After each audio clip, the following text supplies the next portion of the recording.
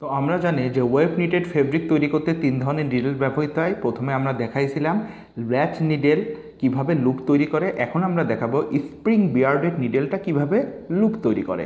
তো spring bearded নিডেলের একটা অংশ এখানে দেওয়া হয়েছে, যেখানে এই অংশটা যেটা প্রেস হয়, অর্থাৎ একবার নিচে নামে একবার উপরে ওঠে, এই অংশটার নাম কি? এই অংশটার নাম হচ্ছে বিয়ার্ড। এই বিয়ার্ডের নাম অনুযায়ী আমরা এটাকে বলি বিয়ার্ডেড নিডেল, এবং এটা স্প্রিংয়ের মতো ফ্লেক্সিবল। এই অংশটাই মেকানিক্যালভাবে ফ্লেক্সিবিলিটির বৃদ্ধির জন্য স্প্রিং যুক্ত থাকে। আর এই অংশটাকে, যেটা ল্যাশ নিডেলে হুক বলতো, এই অংশটাকে বলা হচ্ছে হেড। আর এটা হচ্ছে স্টেম, অর্থাৎ হোল্ডিংয়ের নিচের অংশ। আর এই অংশটাই হচ্ছে কোথায় থাকে? এই অংশটা থাকে অবশ্যই ক্যামবক্সের ভেতরে মুভ করে।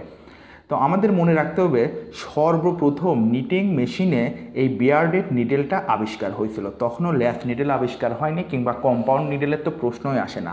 অর্থাৎ ওল্ড ভার্সনের যত রকম নিটিং মেশিন আছে, সবগুলো নিটিং মেশিন শুধুমাত্র চলতো কোন নিডেলের মাধ্যমে? বিয়ার্ডেড নিডেলের মাধ্যমে। তো বিয়ার্ডেড নিডেলের কিছু কমপ্লিকেশন ছিল। সেটা হচ্ছে কি, এটার ক্লিয়ারিং, অর্থাৎ ওল্ড লুপটা ক্লিয়ার করতে হতো এক্সটার্নাল কোনো ডিভাইসের মাধ্যমে।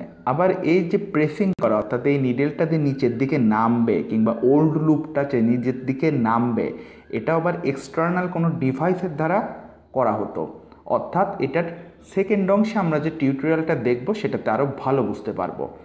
আর ইয়ার্ন ক্লিয়ারিং যেটা, অর্থাৎ ওল্ড ইয়ার্নটা লুপ তৈরির পরে সরানো, এটা একটা স্টেপ। এবং আমাদের আর একটা খেয়াল রাখতে হবে যে এখানে কোনো নক ওভার ঘটে না। অর্থাৎ এই স্প্রিং বিয়ার্ডেড নিডেলটার কোনো ক্ষমতা নাই সর্বনিম্ন পজিশনে পৌঁছানো। অর্থাৎ এক কথায় যদি বলা যায়, স্প্রিং বিয়ার্ডেড নিডেল এই 4টা স্টেপে কাজ করে। যদিও বা আমরা বিভিন্ন বইয়ে অনেকগুলো স্টেপ মুখস্থ করি, কিন্তু বেসিক্যালি আসলে এই স্টেপটাই স্প্রিং বিয়ার্ডেড নিডেলে প্র্যাকটিক্যালি ব্যবহার হয়। তো এর পরের অংশে আমরা একটু টিউটোরিয়াল দেখলে বিষয়টা আরও ভালোভাবে বুঝতে পারবো।